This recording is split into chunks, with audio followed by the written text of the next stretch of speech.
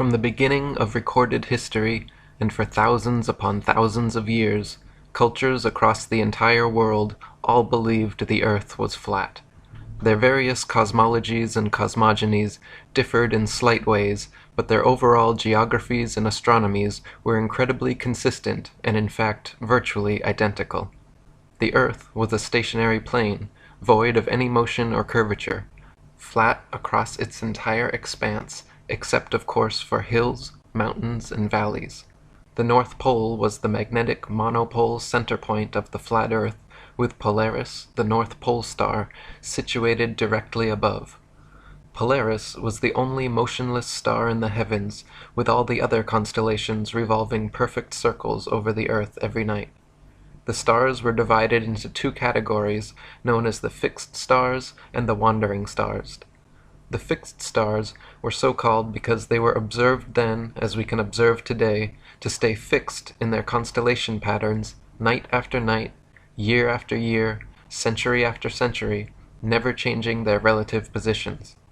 The wandering stars, what are today referred to as planets, were so called because they were observed then, as we can observe today, to wander the heavens, taking their own unique spirograph-like patterns, making both forward and retrograde motions over and around the Earth during their cycles.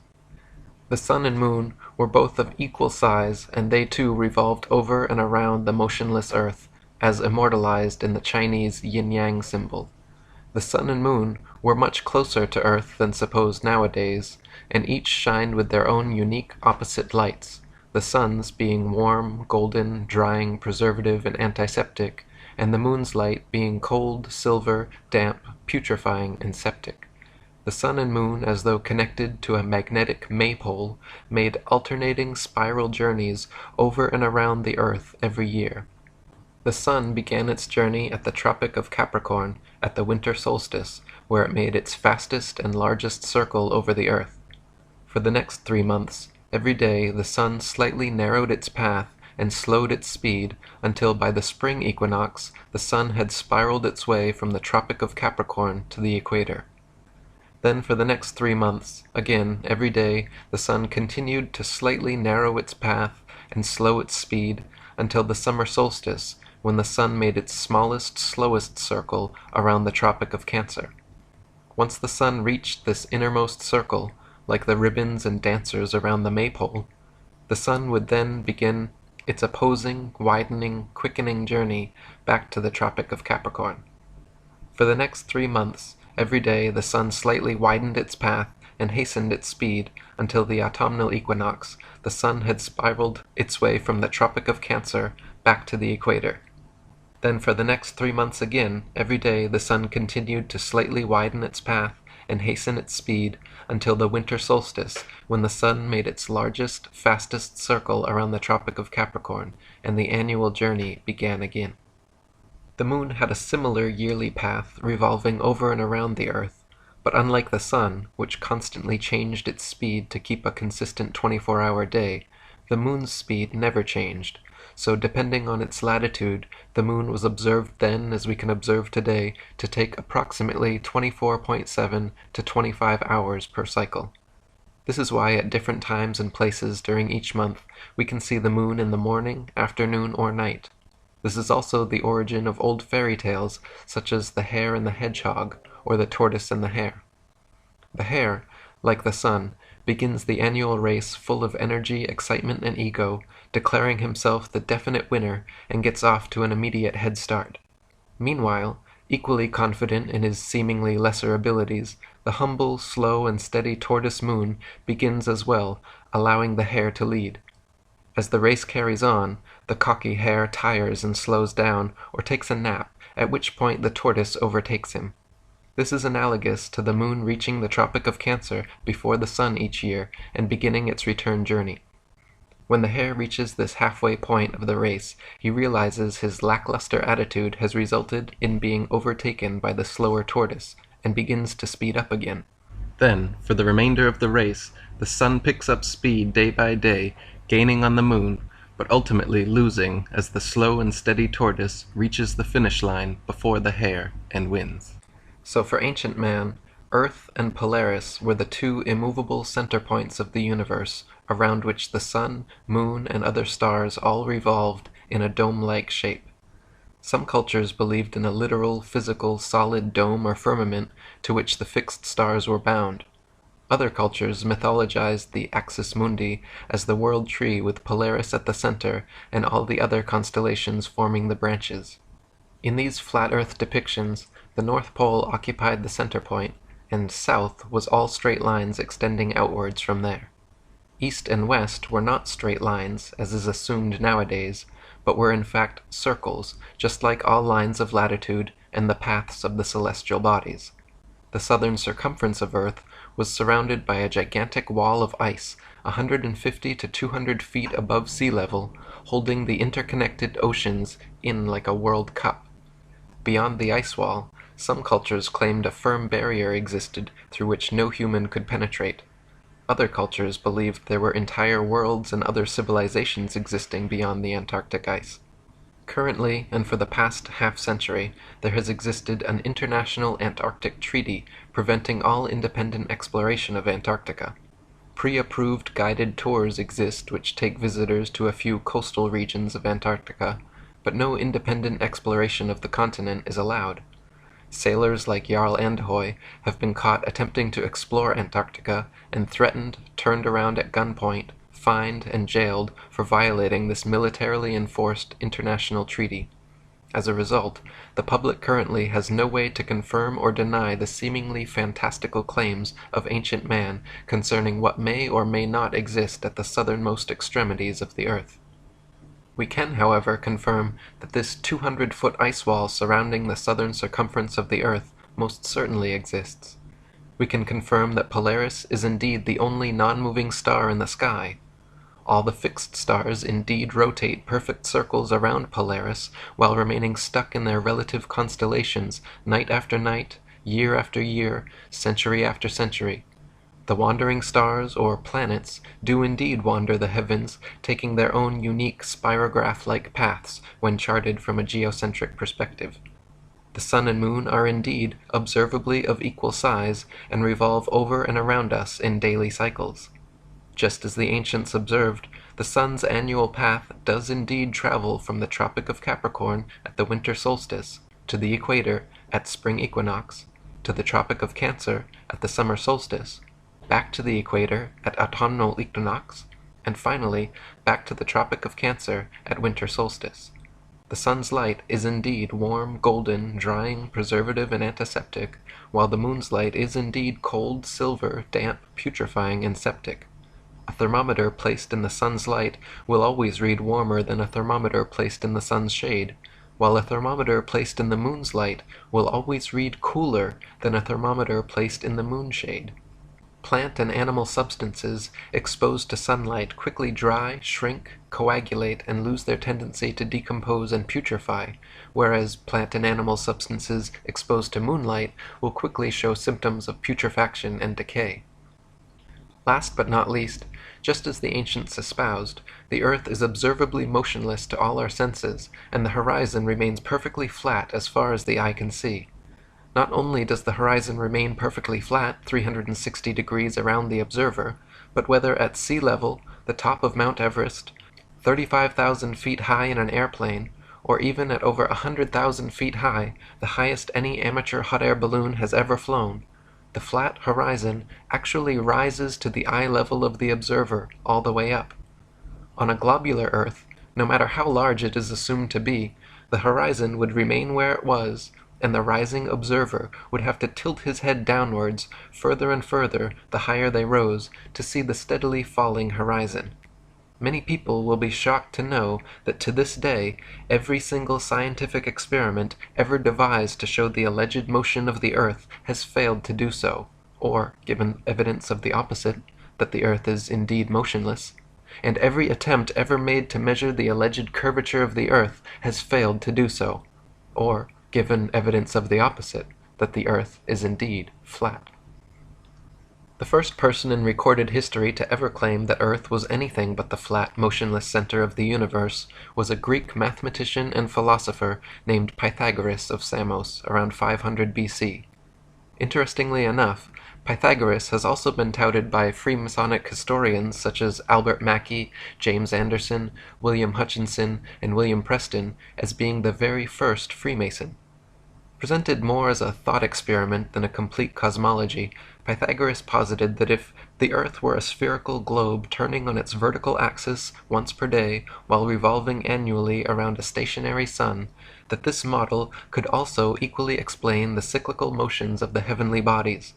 This heliocentric model was taught to initiates at Pythagoras's Crotona school, but never became popular or had an influence outside of Greece for another 2,000 years. A century later, another Greek mathematician and philosopher named Plato also espoused a spherical Earth cosmology, except he claimed the Earth globe to be the motionless center of the universe, with the sun, moon, and stars revolving around. His most famous student, Aristotle, also wrote about this geocentric globe-Earth cosmology in his book On the Heavens, offering 3 main points of evidence for his theory. Firstly, Aristotle noted that when sailing away from an observer on shore, ships approaching the horizon disappeared from view hull before masthead, and he postulated that this occurrence was due to the curvature of the Earth. Aristotle argued that the hull disappeared first because beyond the horizon the globe Earth curved downwards, causing the hull and eventually the masthead and entire ship to drop below the curvature. Today, we can easily prove that Aristotle was incorrect in his assumption by using telescopes, binoculars, and zoom cameras. Once a ship has completely disappeared beyond the horizon, modern technology allows us to zoom in and bring the entire vessel, hull and all, back into full view. This proves that ships do not disappear hull first due to the alleged curvature of the Earth, and that the horizon line is in fact merely the vanishing point of perspective from a given observer's point of view, and not, as Aristotle supposed, the beginning of the Earth's curvature. The horizon is subjective, and varies in distance depending on the weather, the observer's height, and the strength of his eyesight or instruments. As noted previously, the horizon actually rises to the eye of the observer no matter how high he climbs, which also proves that the horizon line is not some objective point of curvature on a convex Earth, but rather the subjective vanishing point of perspective from a given observer's point of view. Aristotle's second point of evidence offered for his spherical Earth theory was the Earth's round shadow cast on the moon during lunar eclipses. To this day, heliocentrists still offer this argument as proof of a spherical Earth, claiming that during lunar eclipses, the Sun, Earth, and Moon align in a perfect 180-degree syzygy like 3 billiard balls, causing the Sun to cast the Earth's shadow onto the Moon. This clever but faulty assumption is rendered completely invalid, however, due to the fact that lunar eclipses have happened and continue to happen regularly when both the Sun and Moon are still visible together above the horizon. As early as the time of Pliny the Elder, there are records of eclipses happening while both the Sun and Moon were visible in the sky, and continue to be recorded by the Royal Astronomical Society today. Obviously, if the Sun and Moon are both observable simultaneously during an eclipse, then they are not aligned in a 180-degree syzygy, and it is therefore impossible that the Sun could be casting Earth's shadow on the Moon, and some other explanation must be sought. Another explanation, in fact, already existed in many cultures around the world, who posited that a third celestial body known as Rahu, or the Black Sun, also existed, equal in size to the Sun and Moon. This translucent dark body passed affront the Sun and Moon during solar and lunar eclipses, causing their lights to dim. Aristotle's final point of evidence offered for his spherical Earth theory was the appearance of Polaris and other stars to gradually decline overhead as an observer travels southwards. He argued that the gradual declination and eventual disappearance beyond the horizon of certain stars and constellations as one traveled southwards was evidence that the observer was traveling over a convex curved surface. Similar to the ships disappearing over the horizon argument, Aristotle posited that the horizon line was the literal curvature of his spherical Earth, and the stars which declined and disappeared beyond it became invisible because a mass of curved Earth existed between them and the observer. In actual fact, however, the gradual declination of objects in the sky towards the horizon is merely a product of the law of perspective on plane surfaces. As any art student of point perspective knows, the human eye views the world in a pyramidal shape, so that when looking down a long hallway, the floor appears to rise, the ceiling appears to sink, and the walls appear to narrow into a point at the center of the observer's view. Of course, the dimensions of the hallway remain constant for its entire length. The floor does not actually rise, the ceiling does not actually sink, nor do the walls actually close in. But to the human eye, everything is perceived this way. Similarly, when the sun, moon, airplanes, or clouds appear to sink towards the horizon as they move away from us, they are not actually losing altitude and slowly approaching sea level. They are in fact maintaining the same altitude, except they are moving away from you, and so the law of perspective makes them appear to sink. A century after Aristotle, around 250 BC, yet another Greek mathematician and philosopher named Eratosthenes made his claim to fame with a new alleged proof of the spherical earth. Eratosthenes noted that at noon during the summer solstice at Syene, the sun cast no shadow and the rays could reach straight to the bottom of his well, yet meanwhile in Alexandria, a vertically standing metal rod cast a significant shadow. By factoring the length of the shadow with his assumed distance to the sun, Eratosthenes recorded a measurement of Earth's circumference close to what heliocentrist astronomers still use today. The fact of the matter is, however, that Eratosthenes' calculations were made assuming the sun to be millions of miles away, so that its rays would fall perfectly parallel even in points as divergent as Syene and Alexandria. This faulty premise led to his faulty conclusion, which was eventually exposed upon the invention of the nautical sextant. Using sextants and plane trigonometry, by measuring the sun's angle at 2 points on Earth simultaneously and factoring their distance from each other, the Pythagorean theorem reveals both the height and dimensions of the sun. Using this method, the sun and moon have repeatedly been calculated to be approximately 32 miles in diameter, 3,000 miles from the surface of the Earth. High-altitude balloon footage has also filmed lighting hotspots on clouds, proving the sun to be local and acting as a spotlight, and not a burning ball of gas millions of miles away, as supposed by heliocentrists. After Eratosthenes, the globe-Earth theory completely disappeared from philosophical thought and recorded history for almost 2 millennia. Geocentric flat Earth cosmologies continued to reign supreme, with even Eratosthenes himself, touted as the father of geography, depicting the Earth as flat in his famous 194 BC map of the world. Crates of Malis invented the first model globe Earth around this time as well, but it failed to have any effect on the world at large.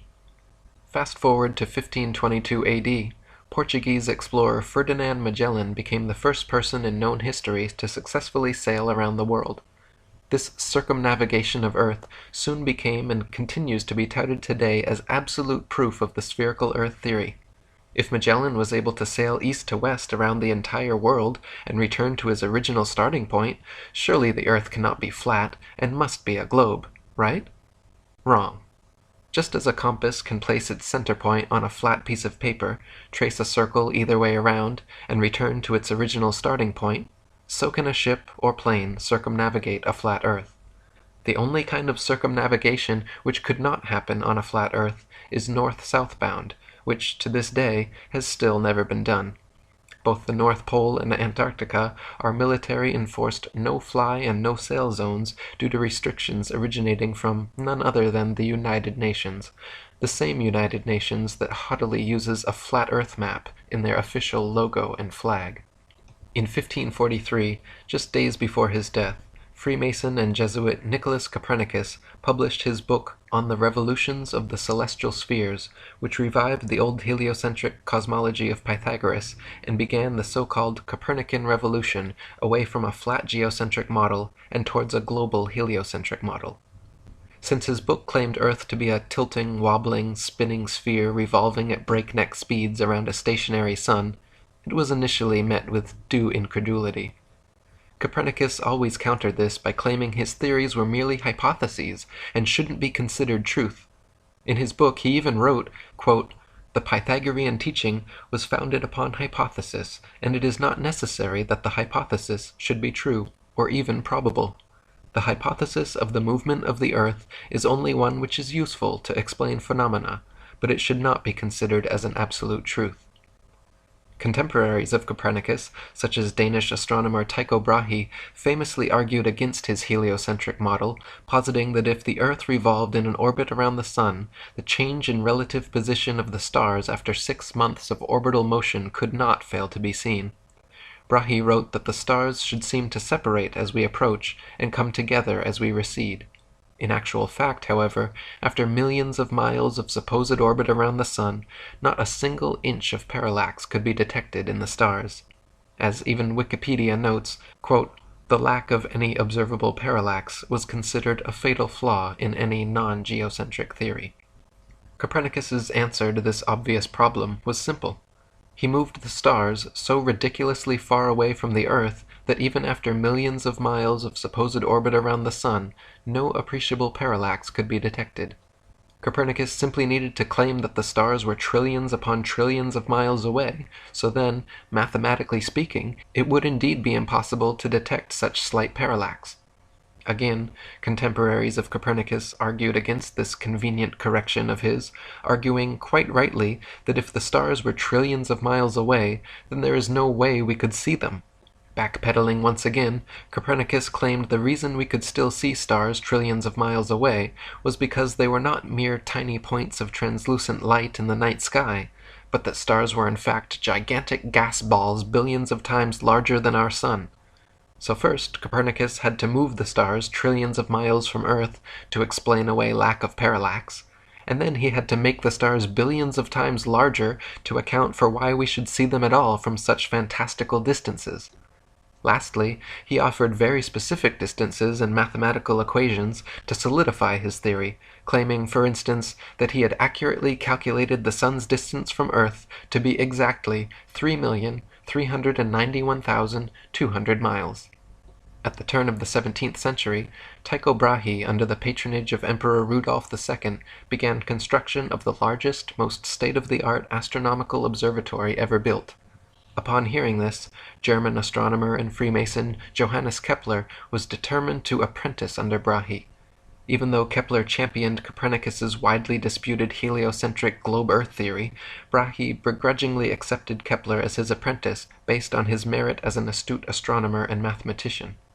Brahe allowed Kepler access to the observatory, but guarded his data and findings from him completely, which frustrated and angered Kepler to the point of eventually culminating in a heated argument between the two of them, resulting in Brahe kicking Kepler out. After much amends and apologizing, a year later, Brahe finally forgave Kepler and accepted him back as apprentice. This time, however, Kepler was not content with his role as mere apprentice and soon proposed and secured a commissioned position on Brahe and Emperor Rudolph's new project, the Rudolphine Astronomical Tables. Less than a month later, Tycho Brahe mysteriously dropped dead, and Johannes Kepler was given access to all of Brahe's coveted data, free rein of the observatory, and became Emperor Rudolph's new official astronomer. Abundant circumstantial evidence and obvious motive have long fed speculation that Kepler actually murdered Brahe. Brahe was only 54 years old and in fine health when suddenly he became deathly ill and passed away. His official cause of death was reported as a bladder infection, but subsequent autopsies of his body revealed toxic quantities of mercury present on his mustache hairs, which has led many researchers to conclude he was poisoned. The 2004 book Heavenly Intrigue suggested that Kepler had indeed murdered Brahe to gain access to his data. Kepler himself never denied this, and he actually wrote, quote, "I confess that when Tycho died, I quickly took advantage of the absence or lack of circumspection of the heirs by taking the observations under my care, or perhaps usurping them." And so for the remainder of his life, Kepler worked at Brahe's observatory for Brahe's employer, using Brahe's data to further his Copernican theories, which Brahe had always criticized. He modified Copernicus's calculations of celestial motions, changing them from perfect circles to irregular ellipses, and even formulated a new, updated distance of the Sun from Earth. While Copernicus had claimed positively the Sun to be 3,391,200 miles from Earth, Kepler assured the astronomical community that his new figure of 12,376,800 miles was the true distance. A few years later, in 1608, the first telescope was invented, and by 1609, the next champion of Copernicism, Italian astronomer, Freemason, and probable Jesuit Galileo Galilei, had purchased and built several of them. Galileo improved upon the telescope's design, boosting the zoom capabilities from the original 3 times up to 30 times magnification, and in 1610 made the most important alleged discovery of his career. With his 30-time zoom telescope, Galileo claimed to have seen what he described as, quote, 3 fixed stars, totally invisible by their smallness, all close to Jupiter and lying on a straight line through it. After tracking these invisible stars for a while and noticing they appeared sometimes but not others, Galileo concluded that when he could not find them, they must be hiding behind Jupiter, and therefore they must not be invisible stars at all, but rather invisible moons orbiting Jupiter. His alleged discovery of moons orbiting Jupiter was then touted as proof of the Copernican system, claiming that Earth must be a planet like Jupiter since both have orbiting moons. To this day, NASA claims to have special telescopes which can, on occasion, see these moons of Jupiter, just as Galileo claimed in his day to see, on occasion, with his special telescopes. Nowadays, with modern telescopes and zoom technology, we can see the celestial bodies far closer and with far more clarity than Galileo could have ever hoped for. A 2016 Nikon P900 has 83 times optical zoom and 332 times digital capabilities, which put Galilean telescopes to shame. Yet, even with this level of magnification, Galileo's alleged invisible stars orbiting Jupiter are nowhere to be found. Galileo and his fellow Mason predecessors, acting more like true believers of their heliocentric faith than legitimate scientists, were constantly guilty of inventing elaborate theories to support their foregone conclusion. This was never more evident than when Galileo presented his theory on the cause of tides in 1616. Cardinal Bellarmine had written Galileo the year before, stating that, quote, the Copernican system could not be defended without a true physical demonstration that the sun does not circle the earth, but the earth circles the sun. Taking this to heart, Galileo hoped to show that the earth's tides were caused by the sloshing back and forth of water as a point on earth's surface sped up and slowed down due to earth's alleged rotation on axis and revolution around the sun. He argued that these hypothetical motions of his globular earth were the cause of tides, and therefore the tides themselves were proof of Earth's motion. Unfortunately for Galileo, his ideas were not accepted and easily proven wrong by his contemporaries, who rightly pointed out that if his theory were correct, there would only be one high tide per day. Not only this, but if tides were caused by Earth's alleged motion, all lakes, ponds, and other inland bodies of water should be similarly affected, yet they are not. The next champion of heliocentricism was English mathematician and astronomer, knighted Freemason and Royal Society President Sir Isaac Newton. In 1687, Newton published his famous Principia Mathematica, which presented his idea of gravity to the world. The globe Earth theory had long faced criticism for being impractical due to the natural physics of spinning spherical objects, namely that anything placed on their surface should immediately fall or fly off. How could people, buildings, and the great oceans remain perfectly stuck to a ball Earth spinning faster than the speed of sound? The globe Earth theory needed a force that could keep everything in place somehow, a force strong enough to keep the oceans stuck to the Earth, but weak enough not to sink a sailboat, a force strong enough to drag the entire atmosphere along with Earth's breakneck speed, but weak enough to allow birds and bugs to travel freely and unabated in all directions. A force so strong it could make rain fall upwards and plants grow upside down, but yet so weak that it could not be detected by any contemporary methods.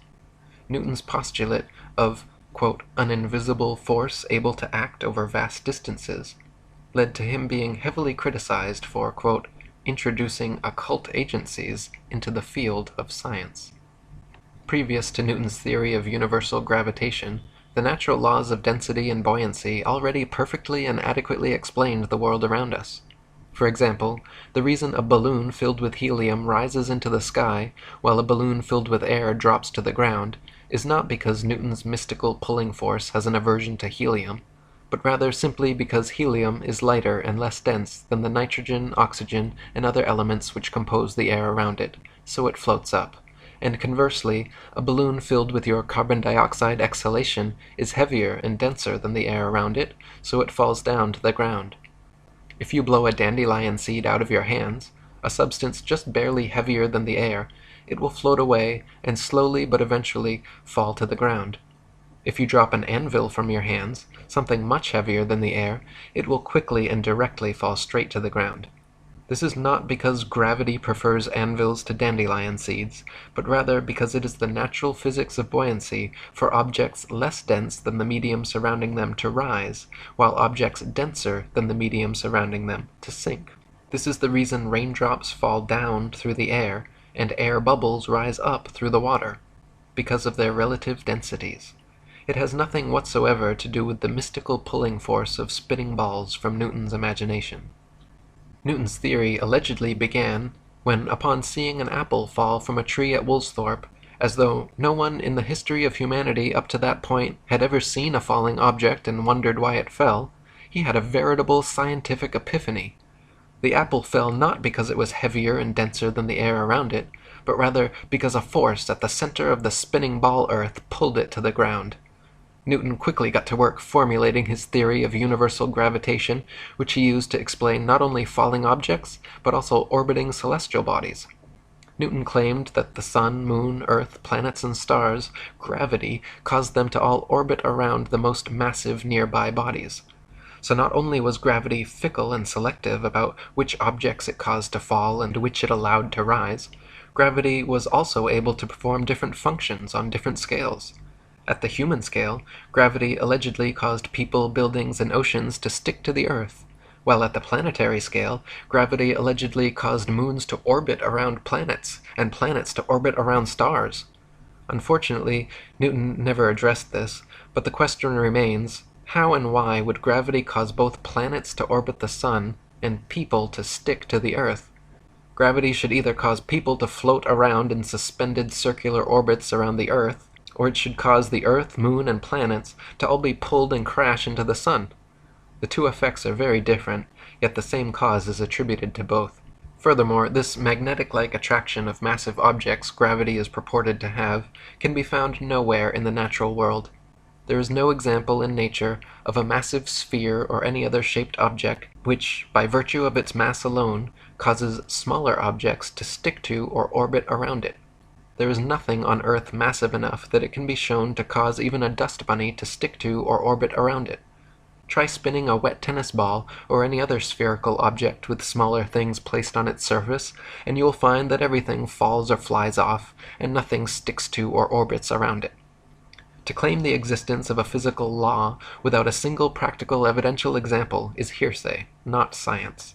By now, however, you are likely beginning to see that these Freemasonic heliocentric priests are less interested in science and truth than they are in propagating contrived evidences for their foregone conclusions. In like manner, as Copernicus had claimed positively the sun to be 3,391,200 miles away, and Kepler had calculated it to be positively 12,376,800 miles away, Newton was quoted as remarking, "It matters not whether we reckon it 28 or 54 million miles distant, for either would do just as well." It appears he was correct, because the alleged distance to the heliocentrist sun has continued to increase by the millions until today, where we stand with NASA's current official figure of 93 million miles. In 1773, Captain Cook became the first modern explorer known to have breached the Antarctic Circle and reached the ice barrier.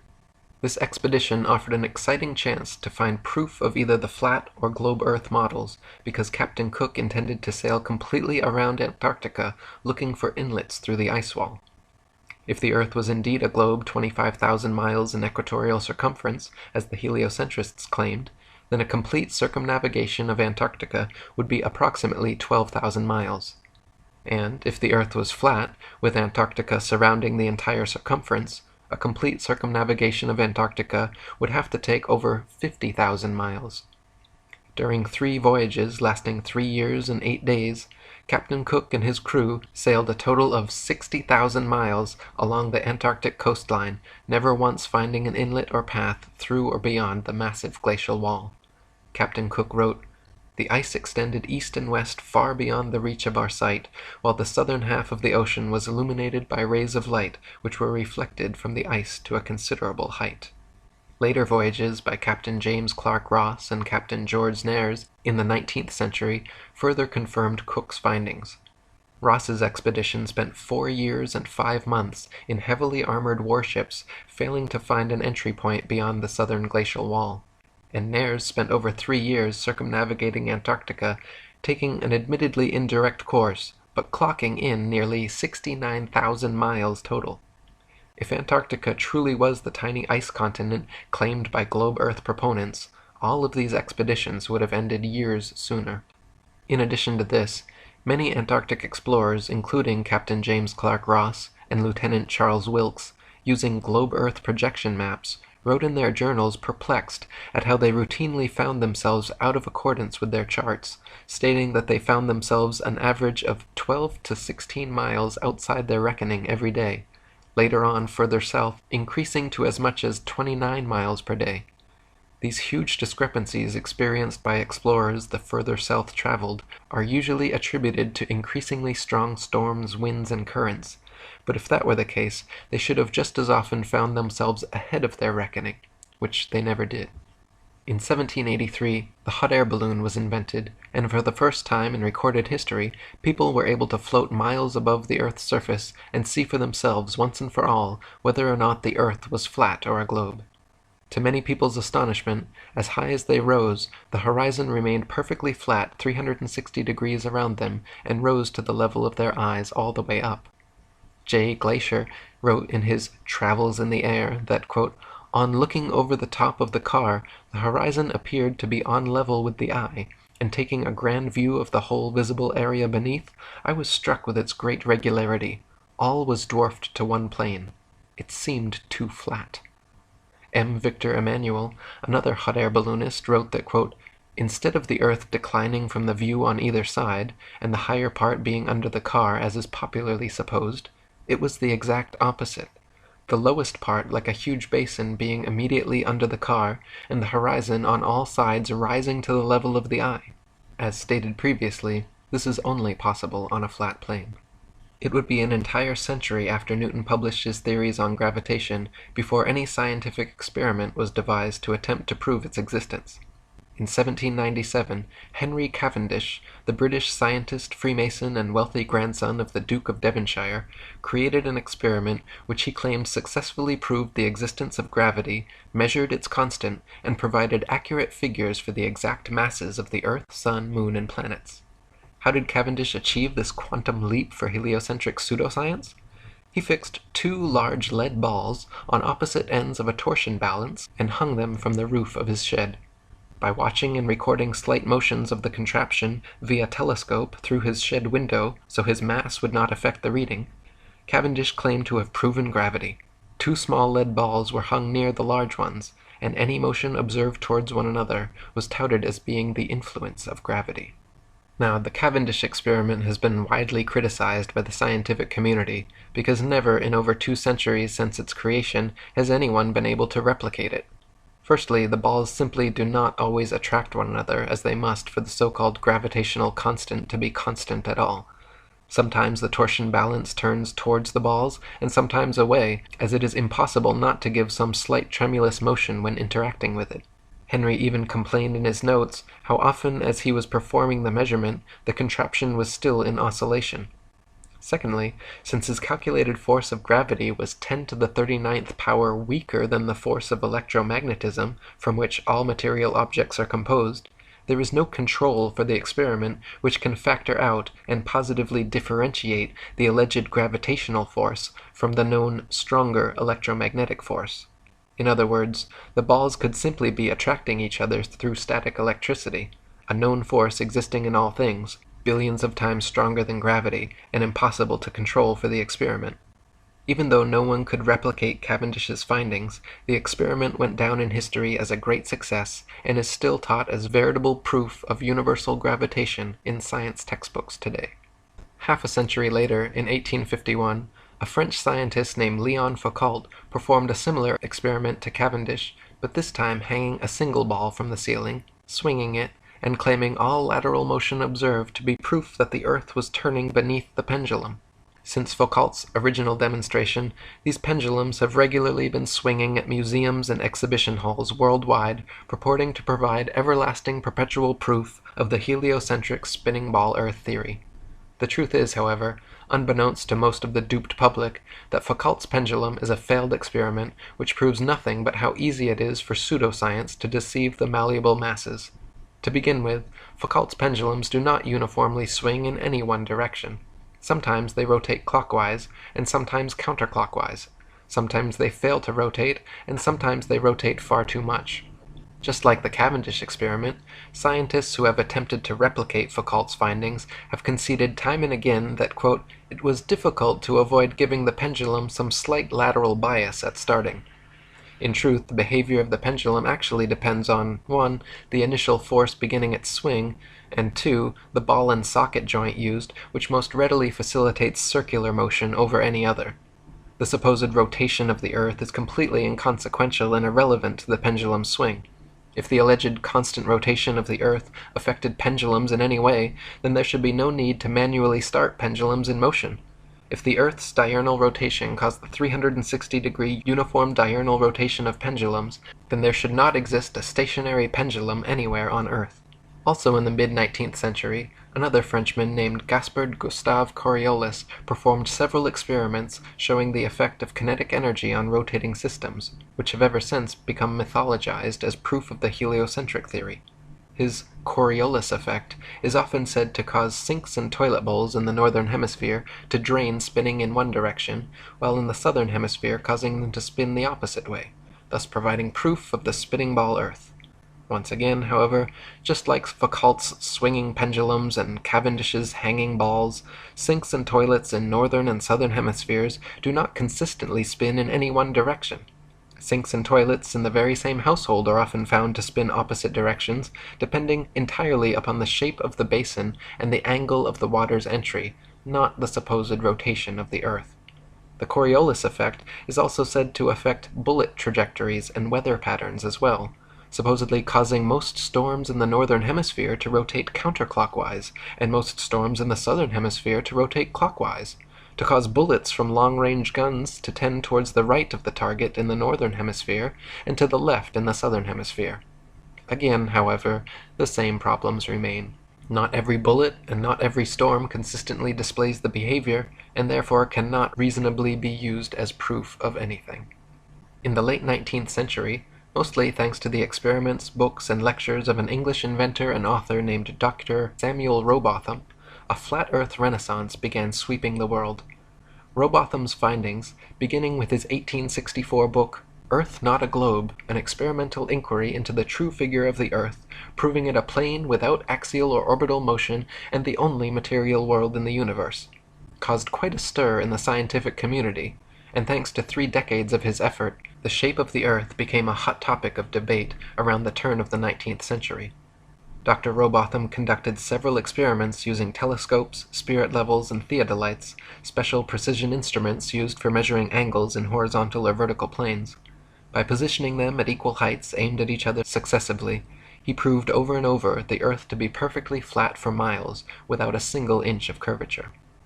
In his most famous series of experiments, Rowbotham traveled to Cambridge, England, where there is a 20-mile canal called the Old Bedford, which passes in a straight line through the fenlands, known as the Bedford Level. The water has no interruption from locks or water gates of any kind, and remains stationary, making it perfectly suitable for determining whether any amount of convexity or curvature actually exists. If we were living on a ball Earth, every pond, lake, marsh, canal, and other large body of standing water, each part would have to comprise a slight arc or semicircle curving downwards from the central summit. If the ball Earth were truly 25,000 miles in circumference, as claimed by heliocentrists, then spherical trigonometry dictates the surface of all standing water must curve downwards an easily measurable 8 inches per mile, multiplied by the square of the distance. This means along a 6-mile channel of standing water, the Earth would have to curve 16 feet 8 inches downwards from one end to the other, and/or dip 6 feet on either end from the central peak, depending where the measurement is taken. Rowbotham tested first by standing in the water holding a telescope 8 inches above the surface, while his partner rowed away from him in a small boat with a 5-foot-tall flag attached. If the Earth was indeed a globe 25,000 miles in circumference, by the time the boat reached Welney Bridge 6 miles away, the entire boat and flag should have been completely invisible, hidden behind a 6-foot-tall mass of curved water. In reality, however, every time tested, the entire boat and flag remained visible from start to finish. In a second experiment, Dr. Rowbotham placed 7 flags along the edge of the water, each 1 mile distant from the next, with their tops positioned 5 feet above the surface, and stood with his telescope behind the first. If the Earth was a globe 25,000 miles in circumference, each successive flag would have to decline a definite and determined amount below the last. The first and second flags established the line of sight.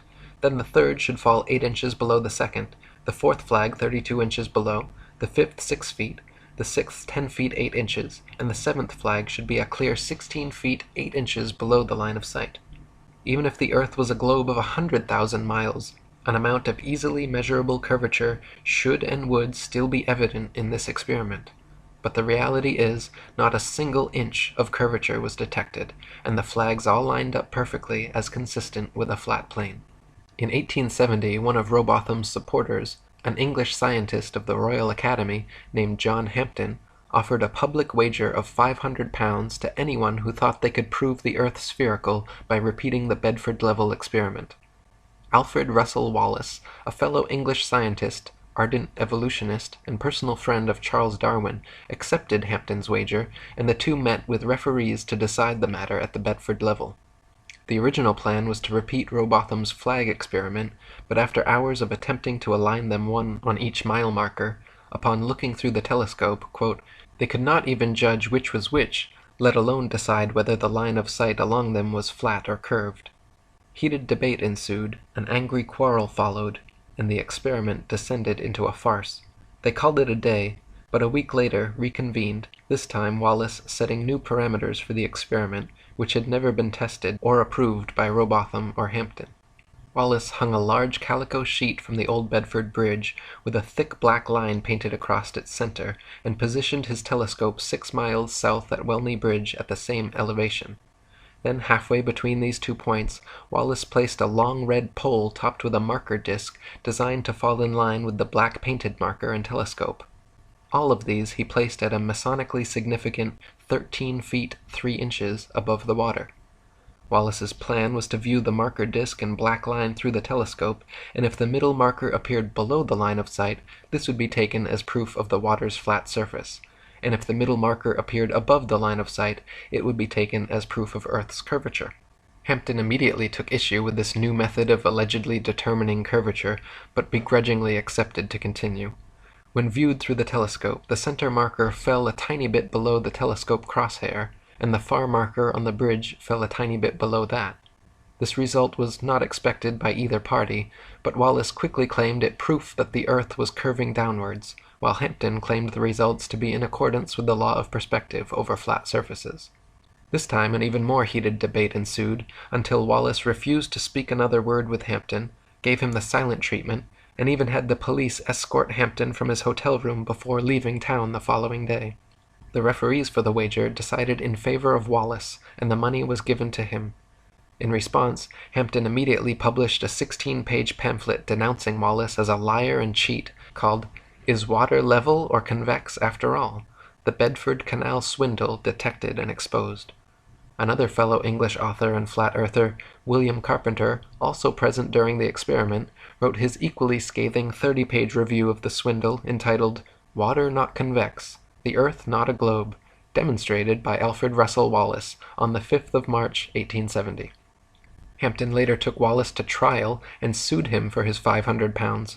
The court formally decided in favor of Hampden that the bet was invalid and returned his money in full. Next, Hampden immediately reissued his challenge to Wallace, increasing the wager to £1,000 and inviting Dr. Rowbotham to attend. This time the experiment would be conducted as Rowbotham had originally done, standing in the water with telescope held 8 inches above the water, observing a boat with a 5-foot flag attached sailing 6 miles away from Welch's Dam to Welney Bridge. When the day of the wager came, poor weather prevented them from completing the experiment, so they postponed, met more bad weather, and postponed again. On their third and final attempt, before heading home with the weather still overcast, they attempted the experiment. Unfortunately, shortly after reaching the halfway point, the boat became indistinguishable beyond the haze, and the bet was called off. The boat and flag were visible, however, for the entire 3 miles. In 2015, a group of flat earthers once again repeated Rowbotham's experiment at the Bedford level, with similar results. They detected no curvature and saw the boat beyond the halfway marker, but became obscured by poor weather before reaching the full 6 miles.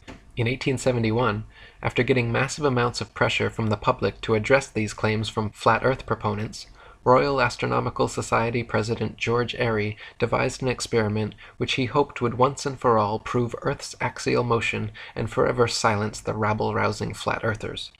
By first filling a telescope with water to slow down the speed of light inside, then calculating the tilt necessary to get the starlight directly down the tube, Airy planned to measure the speed of the telescope, and thereby the speed of the Earth, by extrapolating the amount of tilt needed to keep the starlight coming in straight.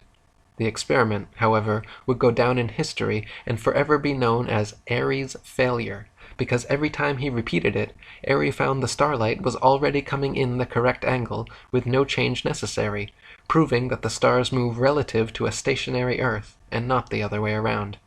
Airy had meant to prove the heliocentric theory, but instead devised an everlasting proof of the geocentric model. In 1887, American physicists Albert Michelson and Edward Morley performed an experiment to determine Earth's speed through space, or what was then called the ether. By passing light through 2 pathways, one in the direction of Earth's alleged motion and the other at right angles to it, the light traveling with the Earth should have taken longer to return than light traveling at right angles to it. To the surprise of Michelson, Morley, and the scientific establishment, however, no difference whatsoever was detected, even after repeating the experiment several times in different places. To attempt to patch up this glaring problem, the heliocentric establishment created the Fitzgerald-Lorentz contraction, which actually had the gall to claim that the light pathway going the same direction as the Earth became physically shorter during the experiment so that the time to return became equal to the other pathway. The implications of Michelson and Morley's experiment were so detrimental to the spinning globe Earth myth that they were forced to concoct this ludicrous backpedaling explanation, which even Arthur Miller denounced, calling it a physics of desperation. After Samuel Rowbotham's death, Lady Elizabeth Blunt, an English author, flat earther, vocal vegetarian, and anti-vivisectionist, founded the Universal Zetetic Society, which attracted thousands of members and published a journal called The Earth Not a Globe Review for several decades. Many other prominent flat earthers of the time also continued doing their best to spread the word. John Hampton continued publishing his own work and reprinted all of Samuel Rowbotham's material. In 1885, William Carpenter published his famous 100 Proofs Earth is Not a Globe. In 1892, Alexander Gleason released his New Standard Map of the World as It Is, which remains to this day one of the most accurate flat Earth maps ever created. He had hopes it would completely replace globes and Mercator maps the world over, but unfortunately his map's influence was short-lived. The next year, in 1893, Gleason published his flat Earth tome entitled Is the Bible from Heaven? Is the Earth a Globe? Does Modern Science and the Bible Agree? Which gave many flat Earth proofs and also explained his wonderful map. In 1899, the South African flat Earth author Thomas Winship published his excellent work, Zetetic Cosmogony, evidence that the world is not a rotating revolving globe, but a stationary plane circle. 1903 marked the beginning of airplane travel, which, had it been invented in Copernicus's era, would have destroyed his spinning ball Earth fantasy long before takeoff. When hot air balloons were first invented, people were told the reason they cannot simply float in the air and wait for the spinning ball Earth to bring their destinations to them was because gravity somehow stuck the entire atmosphere and everything in it in place, dragging it along at 1,000 miles per hour so uniformly that we can't see it, feel it, hear it, or measure it in any way. Once airplane technology evolved so that we could fly at comparable speeds to the Earth's supposed rotation, however, it became immediately apparent that the Earth and its atmosphere could not be constantly rotating 1,000 miles per hour west to east. Simply put, if the Earth were constantly spinning eastward 1,000 miles per hour, then airplane flight durations going eastwards versus westwards would be significantly different. If the average commercial airliner travels 500 miles per hour, it follows that westbound equatorial flights should reach their destination at approximately 3 times the speed as their eastbound return flights. In reality, however, the differences in east and westbound flight durations usually amount to a matter of minutes, and nothing near what would occur on a 1,000-mile-per-hour spinning ball Earth. For example, flights eastward with the alleged spin of the ball Earth from Tokyo to LA take an average of 10.5 hours. Therefore, the return flights westwards against the alleged spin should take an average of 5.25 hours, but in actual fact, take an average of 11.5 hours. Also of note, if Earth were a globe, there are several flights in the southern hemisphere which would have the quickest, straightest path over the Antarctic continent, such as Santiago, Chile to Sydney, Australia.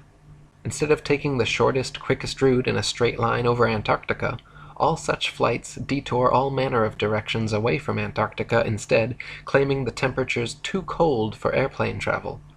Considering the fact that there are plenty of flights to, from, and over Antarctica, and NASA claims to have technology keeping them in conditions far colder and far hotter than any experienced on Earth, such an excuse is clearly just an excuse, and these flights aren't made because they are impossible. If the Earth was a ball and Antarctica was too cold to fly over, the only logical way to fly from Sydney to Santiago would be a straight shot over the Pacific, staying in the southern hemisphere the entire way. Refueling could be done in New Zealand or other southern hemisphere destinations along the way if absolutely necessary. In actual fact, however, Santiago to Sydney flights go into the northern hemisphere, making stopovers at LAX and other North American airports before continuing back down to the southern hemisphere. Such ridiculously wayward detours make no sense on the globe, but make perfect sense and form nearly straight lines when shown on a flat Earth map. On a ball Earth, Johannesburg, South Africa to Perth, Australia should be a straight shot over the Indian Ocean, with convenient refueling possibilities on Mauritius or Madagascar. In actual practice, however, most Johannesburg to Perth flights curiously stop over either in Dubai, Hong Kong, or Malaysia, all of which make no sense on the ball, but are completely understandable when mapped on a flat Earth. A casual study of other South Hemisphere flight paths and stopover points will prove to even the most staunch skeptic the clear illegitimacy of globe map projections. Building on Michelson and Morley's experiment, in 1913, French physicist Georges Sagnac again proved the existence of the ether and the stillness of Earth by using a beam splitter to send light in opposite directions around a path, recombining them, then observing their interference fringes, first while stationary and then while rotating the entire experiment table 2 revolutions per second. The changes in interference patterns between the moving and non-moving trials proved that the light, and therefore the Earth, was stationary. In 1914, William Westfield wrote his geocentric classic, Does the Earth Rotate? No! And when Gerard Hickson's masterpiece, Kings Dethroned, A History of the Evolution of Astronomy from the Time of the Roman Empire up to the Present Day, was published in 1922, the heliocentric theory of the universe was on its last legs. In 1925, the Michelson-Gale experiment again vouched for a stationary Earth, and it was clear to the establishment that they needed something big to bring public opinion back their way. In 1916, a Jewish physicist named Albert Einstein had published his General Theory of Relativity, a brilliant revision of heliocentrism which, in one philosophical swoop, abolished the ether from scientific study, replacing it with a form of relativism which allowed for heliocentrism and geocentrism to hold equal merit. If there was no absolute etheric medium within which all things exist, then hypothetically one could postulate complete relativism with regard to the movement of 2 objects, such as the Earth and Sun. In one philosophical leap, with no scientific evidence to support it, Einstein and the heliocentric establishment were thus able to sweep Airy's failure, Michelson, Morley, Sagnac, and Gale all conveniently under the carpet and pretend they didn't exist, simply by claiming that all motion in the universe was relative. By the late 1920s, Einstein and his theories had been pushed so vehemently, the heliocentric theory began making a comeback, and Einstein was being touted as a genius and one of the greatest minds in history. Far from it, even he himself admitted when asked, "What is it like to be the smartest man alive?" responded by saying, "I don't know, you'll have to ask Nikola Tesla," a true genius who in no way supported Einstein's relativity or the heliocentric theory. Einstein was even caught lying when he originally claimed to have never even heard of the Michelson-Morley experiment, but later admitted that he had indeed created special relativity with the intent of abolishing the ether and nullifying the Michelson-Morley result.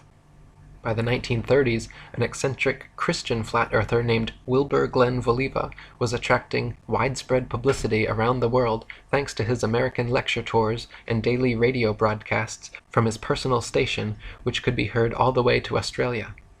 Voliva famously founded and built Zion City in Illinois, a town of 6,500 people, all of whom were Christian flat-earthers. Zion City even had its own schools and churches which taught flat-earth cosmology. In the spirit of Robotham and Hampton, throughout his life, Voliva offered an open-ended wager of $5,000 to anyone who thought they could disprove the flat Earth. Until his death in 1942, there were no takers.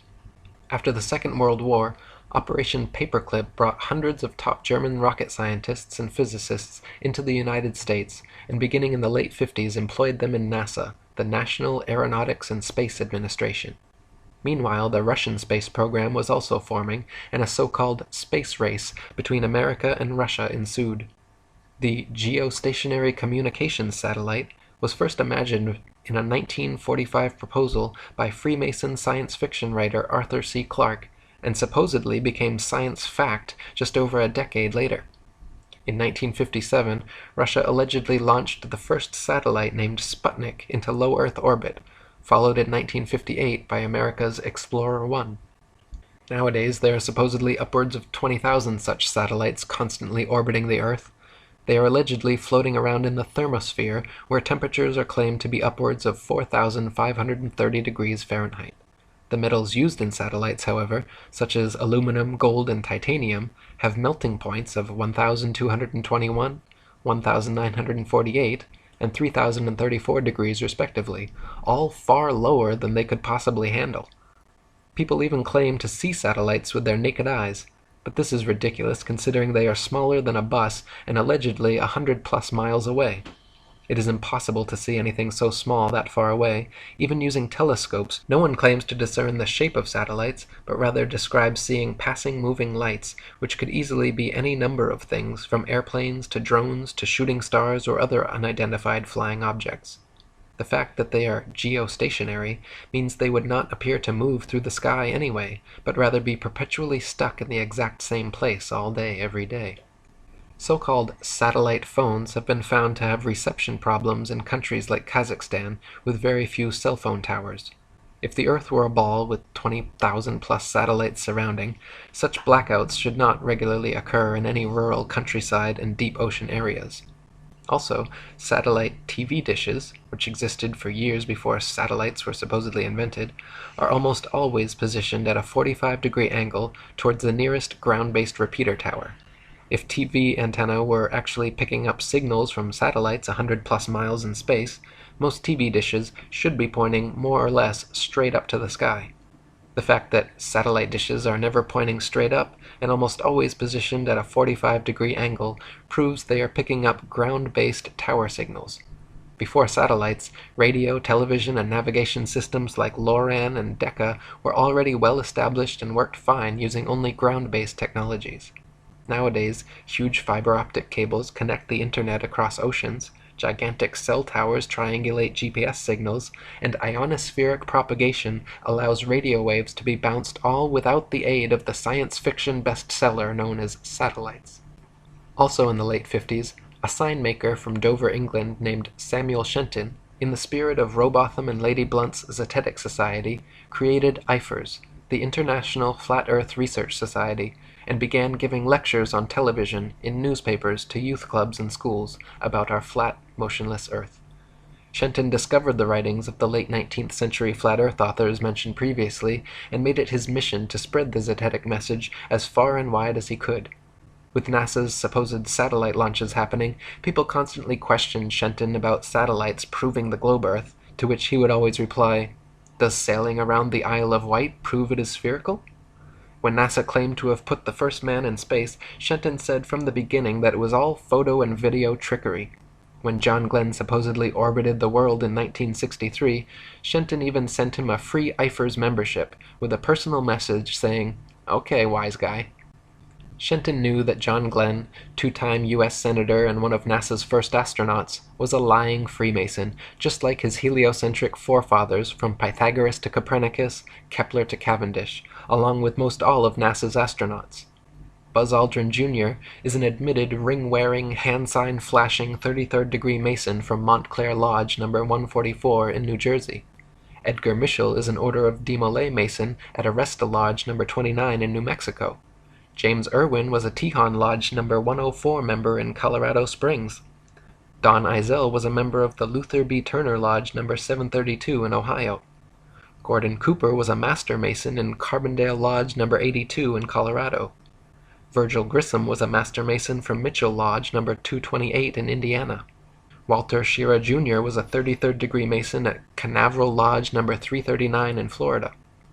Thomas Stafford is a Mason at Western Star Lodge No. 138 in Oklahoma. Paul Weitz is from Lawrence Lodge No. 708 in Pennsylvania. C. Fred Kleineknecht, the head of NASA during the Apollo program, shortly thereafter became Sovereign Grand Commander of the Council of the 33rd Degree of the ancient and accepted Scottish Rite of Freemasonry of the Southern Jurisdiction. NASA astronauts Neil Armstrong, Alan Shepard, William Pogue, Vance Brand, and Anthony England all had fathers who were Freemasons as well. The amount of astronauts known to be Freemasons or from Freemasonic families is astonishing. It is likely that more astronauts and people of key importance in NASA are affiliated with the Brotherhood as well, but not so open about their membership. For there to be this many Masons, members of the world's largest and oldest secret society, involved with the promotion and propagation of this globalist heliocentric doctrine from its outset to modern times, should raise some serious suspicion. Before the first Apollo missions ever even cleared the launch pad, 11 NASA astronauts died in highly suspicious accidents. Gus Grissom, Roger Chaffee, and Ed White were all cremated together in an Apollo capsule fire during a completely unnecessary and dangerous test where they were strapped down and locked into a 100% oxygen chamber which incinerated the three of them to death in seconds. 7 other astronauts, Ted Freeman, Charles Bassett, Elliot See., Russell Rogers, Clifton Williams, Michael Adams, and Robert Lawrence, died in 6 separate airplane crashes, and Ed Gibbons in a car crash. 8 of these deaths were in 1967 alone. So many astronauts coincidentally dying under such circumstances is highly unlikely and lends credence to the idea that these were intentional hits by the Masons trying to find the right people to sell their hoax. One of the most outspoken of the fallen astronauts was Gus Grissom. By 1967, Grissom had become increasingly irritated and vocally negative about NASA's chances of ever landing a man on the moon. He stated the odds were pretty slim, and famously hung a lemon on the Apollo capsule after it repeatedly failed safety testing procedures. Grissom threatened to go public with his complaints about the LEM, and even told his wife Betty, quote, "If there ever is a serious accident in the space program, it's likely to be me." Right after his murder, government agents raided Grissom's house before anyone had been informed about the fire or his death. They removed all his personal papers and his diary, never to be returned. From 1969 to 1972, the Freemasons at NASA claimed to have landed 6 of their Apollo missions on the moon. With this ingenious deception, a bit of rocket technology, a bunch of lying Freemasons, and photographs taken through a round window, with this one psyop, NASA managed to convince nearly everyone on Earth that they live on a spinning ball. However, in the documentary A Funny Thing Happened on the Way to the Moon, you can watch official leaked NASA footage showing Apollo 11 astronauts Buzz Aldrin, Neil Armstrong, and Michael Collins for almost an hour using transparencies and camera tricks to fake shots of around Earth. They communicate over audio with Control in Houston about how to accurately stage the shot, and someone keeps prompting them on how to effectively manipulate the camera to achieve the desired effect. First they blacked out all the windows, except for a downward-facing circular one, which they aimed the camera towards from several feet away. This created the illusion of a ball-shaped Earth surrounded by the blackness of space, when in fact it was simply a round window in their dark cabin. Neil Armstrong claimed at this point to be 130,000 miles from Earth, halfway to the Moon, but when camera tricks were finished, the viewer could see for themselves the astronauts were not more than a couple dozen miles above the Earth's surface in a high-altitude plane. These images showing a globular world soon became the Freemasons' most valuable tool in altering public perception about the shape of the Earth. Since the original so-called blue marble image, NASA has provided the public with many more pictures and videos showing a globe Earth, touting veritable photographic proof that Pythagoras' 2,500-year-old theory was finally validated. When seen with a skeptical eye, however, professional photoanalysts have dissected several NASA images of the ball Earth and found undeniable proof of computer editing. For example, images of the Earth allegedly taken from the Moon have proven to be copied and pasted in, as evidenced by rectangular cuts found in the black background around the Earth by adjusting brightness and contrast levels. If they were truly on the Moon and Earth was truly a ball, there would be no need to fake such pictures. When NASA's images of the ball Earth are compared with one another, the coloration of the land and oceans and relative size of the continents are consistently so drastically different from one another as to prove beyond any reasonable doubt that the pictures are all fake. NASA has many alleged photographs of the ball Earth which show several exact copy and pasted duplicate cloud patterns. Cheeky graphics artists have even placed things like faces, dragons, and the word sex into cloud patterns over various ball Earth pictures. One recent Pluto picture clearly has a picture of Disney's Pluto the dog layered into the background. On a clear afternoon, during a waxing or waning moon cycle, it is possible to see the blue sky right through the moon. For centuries, stars and planets have often been seen and recorded, even by the Royal Astronomical Society, to have been seen through the moon. If the moon is translucent enough to see objects through it, it cannot be the solid, spherical planetoid claimed by NASA and modern astronomers. Samuel Shenton, president of IFERS, was quoted before the Apollo supposed moon landing stating that, "Stars have been seen through the moon. The astronauts had better be ready to come right back, because there isn't anything much to land on." Besides Shenton, many of the first people to unequivocally call out the NASA moon landings as being a staged hoax were professional photographers. When the official NASA photographs of the moon are closely examined, it is clear that many were taken inside a studio using repetitive backgrounds, artificial lighting, wires, and cranes. Award-winning British photographer David Percy, photo analyst and historian Jack White, photographer and Nexus magazine publisher Marcus Allen, and many others all put their professional reputations on the line to expose NASA's so-called photographic evidence. None of the Apollo missions brought any extra studio lighting with them on the lunar lander, so the sun should be the only light source on the moon, and in all pictures taken there. In that case, the light should only come from one direction and all shadows should be cast in the opposite direction. However, in dozens of official NASA photos, there are shadows being cast in up to 3 directions simultaneously, often at up to 90-degree angles, which can only be the result of multiple light sources not present on the moon. Several pictures even show overhead spotlights reflecting in astronauts' helmets and multiple lens flares originating from 2 or more light sources. Analyzing several images from the 6 missions shows repeated background features, the exact same hills, dunes, and craters, being used over and over again in supposedly different places on the moon, as well as visible foreground and backdrop lines indicative of a studio set. In images from Apollo 11, Buzz Aldrin can be seen wearing different colored gloves and different length boots in pictures that were supposedly taken within minutes of each other. If Buzz was really in the vacuum of space in a pressurized spacesuit, he certainly would not have had the time or reason to depressurize and repressurize his suit just to make such fashion adjustments.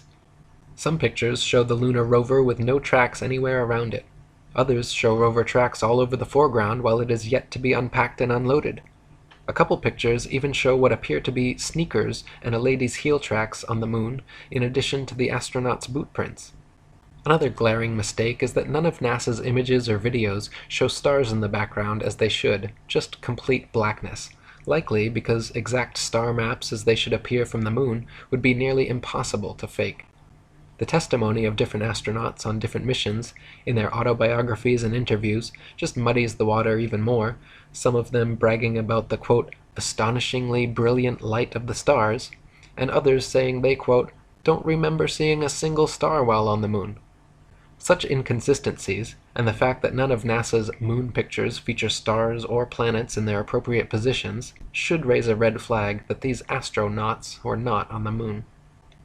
Many pictures of the sun on the moon are clearly spotlights and not the sun. Some images show studio lighting lens flares or studio lighting reflecting off a black background. One image clearly shows a shadow on the ceiling of space as the lunar lander lifts off. Many images show shadows of reticule crosshairs suspended in air over a print underneath, proving them to be doctored and not originals as claimed. Images of the lunar lander supposedly on the moon shows a pathetic 1969 attempt at creating high-tech futuristic-looking equipment using what appears to be construction paper, gold foil, scotch tape, and metal shower rods. The idea that the piece of junk shown in these official NASA photographs flew to the moon and back is so ludicrous it's laughable. Close-ups of the lunar lander footpads show them without a speck of dust on them and without a burn print under its 10,000-pound thrusters, like it was just gently set down in place. NASA scientists in their own documents were worried about the LEM falling into its own massive burn radius, yet there it sits with no burn print and spotless clean pads. Even the astronauts' boot prints made deep impressions on the moon dust, yet the lander's 10,000-pound thrusters left not a trace, no blast hole, and no dust on the pads. When the video evidence is examined, even more anomalies are found. In certain frames, light pings can be seen reflecting off overhead stage wires attached to astronauts' backpacks. In one Apollo 16 clip, an astronaut falls to his knees and is quickly jerked back up to his feet by what can only be an unseen wire hoisting him straight upwards. One of the more obvious video anomalies is how several Apollo missions show American flags flapping around in the non-existent space wind. The moon is supposed to have no atmosphere, and so the flags should remain perfectly still, but can often be seen moving quite boisterously. Another interesting video anomaly is discovered by playing NASA's moon footage at 2x speed, then watching the astronauts walking, running, jumping, or cruising around on their little buggy. Without the speed adjustment, there is a low-gravity illusion, as the astronauts seem to float, drift, and glide slowly and smoothly along. But once they are seen at 2x speed, it becomes clear that they are in, quote, normal gravity, walking, running, jumping, and cruising at normal speeds. They simply reduced the play speed by 50% in post-production, and voila, instant moon motion. Not only is the Apollo video record fraught with fraud, but NASA claims the original Apollo 11 videos have conveniently disappeared from their records so no one can analyze them for authenticity. You heard correctly. They spent over $30 billion of American taxpayer money traveling to the moon and then lost the video evidence. Those blurry, ghostly black-and-white images shown on TV were purposely lousy because NASA insisted at the time that all TV networks must broadcast directly from a big-screen display in their operations room, a mandate which all the major networks accepted, and so what the public saw was just a video of a poorly magnified video, and now it is impossible to watch the original. Not only have the Apollo 11 originals disappeared, but NASA claims to have lost all original audio tapes from the Apollo missions, and that their contractors have lost all prints and plans for the lunar rover, LEM lander, and Apollo ship engines. It even recently came out that when curators at Amsterdam's Rijksmuseum investigated their moon rock, personally given to them by Armstrong and Aldrin in 1969, they found that it was actually just a worthless piece of petrified wood from Earth. In 1970, Freemason and philosophy professor at St. Thomas's University Leo Ferrari created the Flat Earth Society of Canada, which he soon shortened to simply the Flat Earth Society. Unlike Samuel Shenton's International Flat Earth Research Society in every way, Leo Ferrari's Flat Earth Society treated the entire subject as a deadpan joke, making a mockery of it, and even creating several intentionally false flat Earth arguments. For example, Leo Ferrari would always bring a pumpkin-sized rock with him during interviews and lectures, claiming he brought the stone back from the edge of our flat Earth. He would say, with a huge smirk on his face, how his boat had fallen over the edge, but he was luckily saved by hanging onto this rock. Clearly, treating our flat Earth in this tongue-in-cheek way discouraged people from taking the matter seriously, and creating this fake Flat Earth Society was the Freemasons' way of mitigating Shenton's Eiffer's genuine threat to their global deception. In 1971, Samuel Shenton passed away, and the American former airplane mechanic Charles K. Johnson took his place as president of Eiffer's. Charles and his wife Marjorie, like Lady Blunt and many of the original Zetetic Society members, were not only flat earthers, but outspoken vegetarians and anti-vivisectionists. Charles and Marjorie maintained a periodical called The Flat Earth News for many years, where they printed articles about NASA's lies, geocentricity, flat Earth, and vegetarianism. Unlike Leo Ferrari and his mock society spreading disinformation, Charles Johnson was a genuine voice speaking out against the evils of the world. In 1974, when Johnson heard of Ferrari's budding organization, he decided to contact him and wrote a cordial letter requesting further information about his society, to which Ferrari never replied.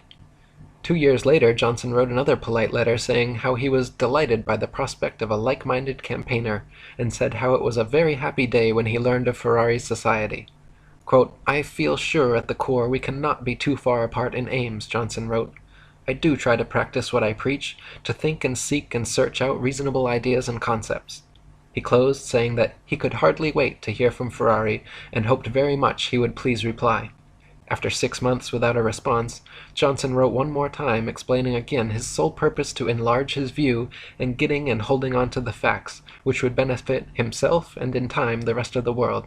He requested a reply and a copy of Ferrari's FES magazine. In conclusion, Johnson signed, "Thanks from the bottom of my heart," in advance, but warned that if Ferrari insisted on ignoring him once again, quote, "I will then know for sure that you are some kind of enemy of the flat earth work." Eventually Ferrari did reply this time, but not with a message or magazine as requested. He simply enclosed an FES paid application form. Johnson investigated Ferrari's organization further and found that he was using, quote, "the flat earth idea as a gimmick to entertain and promote the atheistic society." From then on, Johnson worked hard to expand his Eifers and constantly for the rest of his life exposed Ferrari's FES, calling him a false prophet, guilty of muddying the waters of truth. Near the end of his life, tragically, Johnson's house burned down, along with all the flat earth materials he and Shenton had collected over their lifetimes. Until his dying day, Johnson claimed the fire to be the result of arson by a NASA agent he had seen snooping around. Apparently finished with their moon landing propaganda, starting in 1976, NASA began faking Mars landings instead. To begin with, the planets, formerly known as wandering stars, are not terrestrial Earth-like habitations capable of landing anything on. The sun, moon, and stars are all simply luminaries, celestial lights relatively close to Earth, and not something tangibly solid that humans could ever walk on. This is painfully obvious to anyone with functioning eyeballs and a telescope or Nikon P900 camera, but NASA continues to this day to publish thousands of fake CGI images claiming to come from Mars. Even assuming Mars was an actual spherical desert planet as NASA claims, it is impossible for them to have safely landed the probes based on their own trials and statistics. They say the surface pressure on Mars is only 0.3% the surface pressure on Earth, and equivalent to the pressure at about 23 miles above the Earth. There is not enough air matter at that pressure, however, to provide any lift for opening the parachutes NASA uses to land its Mars probes. No parachute ever devised has been able to successfully deploy at that altitude. They simply stream straight back, then never fill the rest of the way down. Joe Kittinger's record highest, fastest, and longest parachute dive from the Earth's upper atmosphere had him free-falling from only 19 miles high for 15 minutes at 767 miles per hour, and his drogue chute proved useless and offered no deceleration. Yet NASA would have us believe, for example, that Phoenix's parachute managed to somehow slow it down from 12,738 miles per hour to 123 miles per hour in just 2.86 minutes before its final landing. In other words, NASA is claiming to do something on Mars, millions of miles away, by remote control, something that we have no evidence is even possible on Earth at significantly lower altitude and 16 times slower speed. To this day, NASA continues to fake Mars landings, and more government space agencies around the world, including Russia, China, Japan, France, India, and others, are following the same Freemasonic model of fleecing their populations of taxpayer money to fund programs that provide the public nothing but propaganda. NASA and other space agencies' rocket launches never even go straight up. Every rocket forms a parabolic curve, peaks out, and inevitably starts falling back to Earth. The rockets which are declared successful are those few which don't explode or start falling too soon, but make it out of range of spectator view before crashing down into restricted waters and recovered. There is no magic altitude where rockets or anything else can simply go up, up, up, and then suddenly just start free-floating in space. This is all science fiction illusion created by wires, green screens, dark pools, some permed hair, and zero-G planes. In 1998, NASA claimed to have sent up their first piece of the ISS, International Space Station. They have been caught, however, time and again with air bubbles forming and floating off in their official outer space footage. Astronauts have also been caught using scuba space gear, kicking their legs to move, and astronaut Luca Parmitano even almost drowned when water started filling up his helmet while allegedly on a spacewalk. It is admitted that astronauts train for their spacewalks in underwater training facilities like NASA's Neutral Buoyancy Lab, but what is obvious from their space bubbles and other blunders is that all official spacewalk footage is also fake and filmed underwater.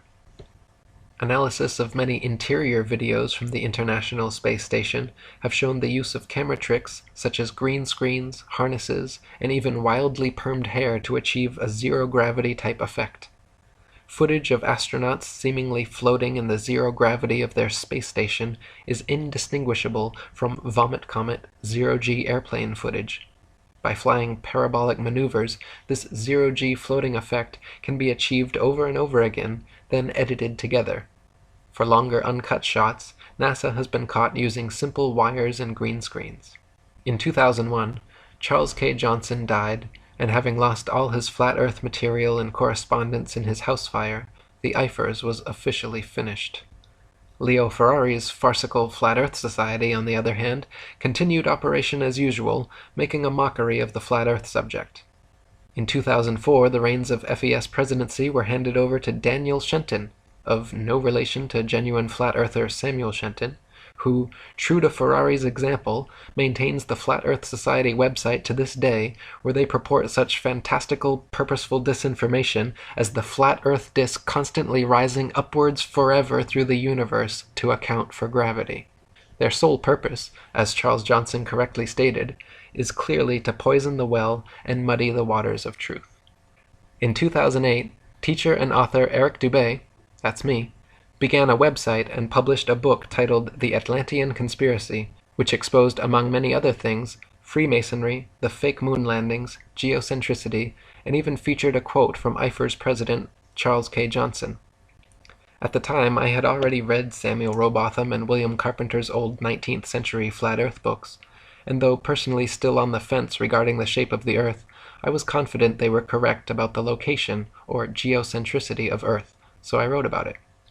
In 2009, after watching Alex Jones interview and praise several NASA astronauts on his show, I wrote an article and sent a message to him and his producers about the moon landing hoax, and included a link to Samuel Rowbotham's Flat Earth book for them to read.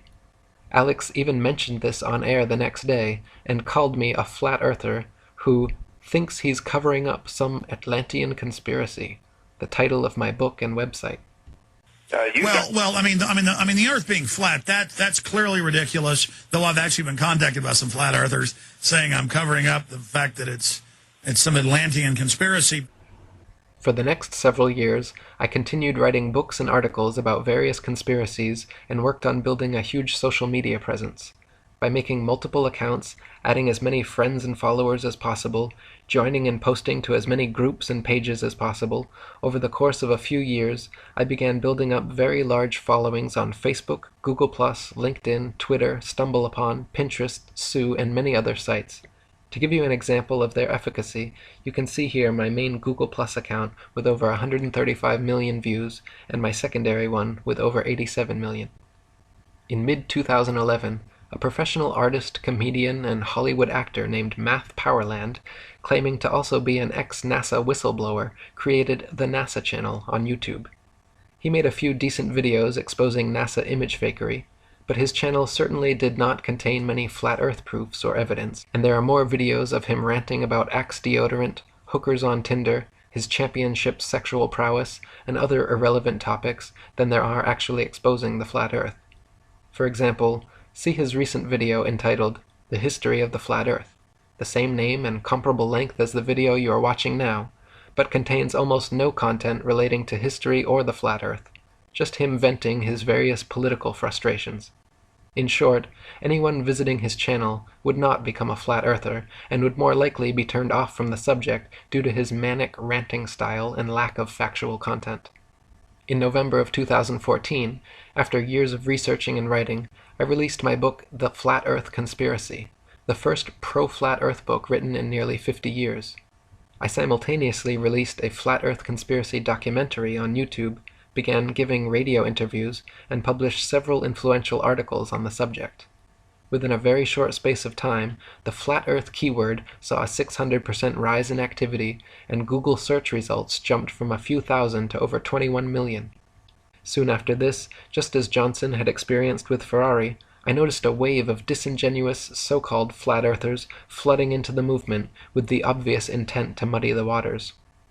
For example, when I began writing my book, The Flat Earth Conspiracy, I came across Paul Michael Bales on Facebook, a recent flat earth convert who had been collecting a library of old original flat earth books and letters. Hoping to find some good reference material, I messaged him asking for recommended titles, and he told me a few choice books to read. The full extent of our interaction consisted of a short Facebook conversation, yet curiously, after my book was published and the flat earth movement started growing, Paul began stating publicly that he was the Morpheus to my Neo, and that he taught me everything I know about the flat earth. He even made the ludicrous claim that my book was plagiarized from old Facebook posts of his. Matt Boylan, aka Math Powerland, also jumped in and had the gall to say that, quote, my entire book was plagiarized from his information, which is equally laughable, considering he and his information are only mentioned in 2 paragraphs of my 252-page book. Needless to say, both of their claims are baseless and go to show how desperate they are to receive credit where it is not due. You can also see from this Google Analytics chart that the flat earth keyword had not made any significant change in 2011 since the launch of Matt's YouTube channel, nor in late 2012, early 2013 when Paul claims to have gotten his start. The moment when the flat earth tides shifted and the exponential growth of the movement began was clearly around and after November 2014, the exact month when I exploded all of my flat earth research onto the internet. In November 2014, I published the first pro-flat earth book written in 50 years, The Flat Earth Conspiracy. I also published several popular articles on the subject, uploaded the most popular flat earth conspiracy documentary on YouTube, began giving radio interviews, and soon restarted Charles Johnson's IFERS, the International Flat Earth Research Society, and published my most successful book ever, 200 Proofs Earth is Not a Spinning Ball, which has now been translated into 12 foreign languages and read by millions worldwide. These simultaneous actions, my intentional exploding of credible flat earth information onto the internet all at once, which I had been preparing for the entire year before, are undoubtedly the catalyst behind the exponential growth curve seen beginning here. Later on, around March 2015, recent flat earth convert Mark Sargent came out of nowhere, began uploading new flat earth videos every day, uploading new interviews several times per week, got offered his own radio show, started being heralded by many as the king of flat earth, and credited with starting the modern flat earth revival.